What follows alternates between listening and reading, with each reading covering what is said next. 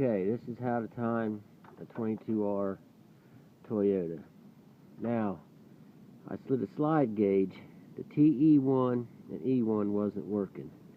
Now, I slid a slide gauge in between right in here where your TPS throttle is, which is here on the other side, which is right here. So, what I done was I slid a 15 gauge slide gauge up in here, back this screw off, this screw right here. I don't know if you can see it or not. There's a screw in here with an Allen wrench. The 15/16 will take the top bolt off. Now I stuck the slide gauge up in here and slid it back, and then I tightened that bolt in until it hit that slide gauge right in there. You slide it up in there. Let me get the slide gauge. I'll show you.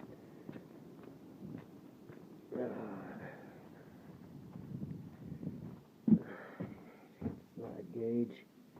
What do I do with it? Okay.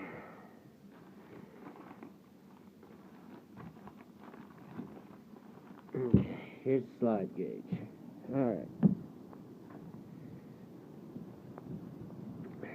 Here's the slide gauge. Now the slide gauge goes right up in there in between the bolt and the throttle right here. It's right up in there. Goes right up in there. It sets up in there, which I got it seated up in there. Right now it's sitting there.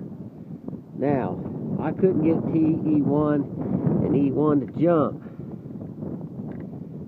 So you stick a pin or a bobby pin you could jump it with right in here in TE1 and E1. Well, I had to cut my wires because these are all corroded up here and I couldn't get no connection. I wouldn't advise you to do that. But I just touch mine together. Well, I couldn't get it to time at all. Damn, win. So anyways, you take this and you loosen this back. You loosen that bolt back. Stick that slide gauge in there I just showed you. Slide gauge, which goes up in there in between the bolt. Goes up in there in between the bolt and the throttle. Goes up in between there. And you just tighten that bolt back up just enough to where it's snug. And then a 1/4 inch turn, then a 15/16. And you can tighten, and you tighten it back up. You loosen it to loosen the Allen key right there, and tighten it back up while holding it with the Allen wrench. I stuck the Allen wrench in there like this, and then I held it in position with both hands, of course. I'm holding this video, and then I tightened up the bolt back up to hold that into place. Now, TE1 and E1 is now working. So now I can time it to 5 degrees and let me start the truck up.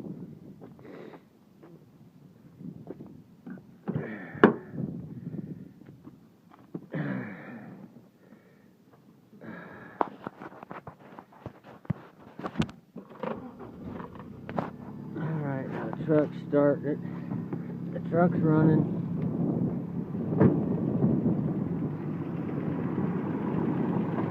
Now, you can see I hit the light. You can see in there, right in there. You can see I'm about 12 degrees right now. Now let me put them wires together and you'll see it go back to 5 degrees.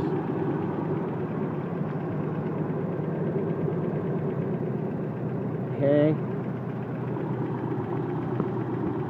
Now, you see it hitting right on 5 degrees where it should be. Now I got the throttle positioner, the throttle position sensor, which is on the side of the throttle body working.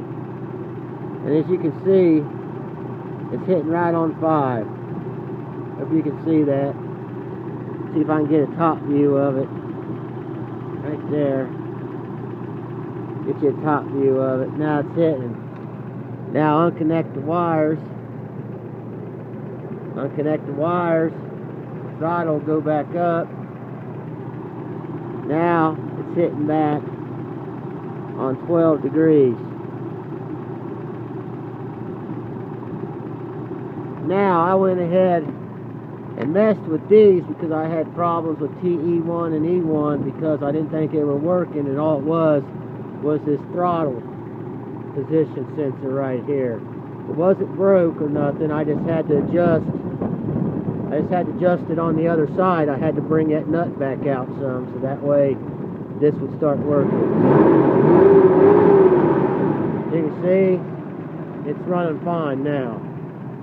So there's how you time a 1995 Toyota 22R if you have a problem jumping TE1 and E1. That's probably most of your problem right there. It's your throttle positioner, and you gotta adjust it with that bolt right there. That bolt right there.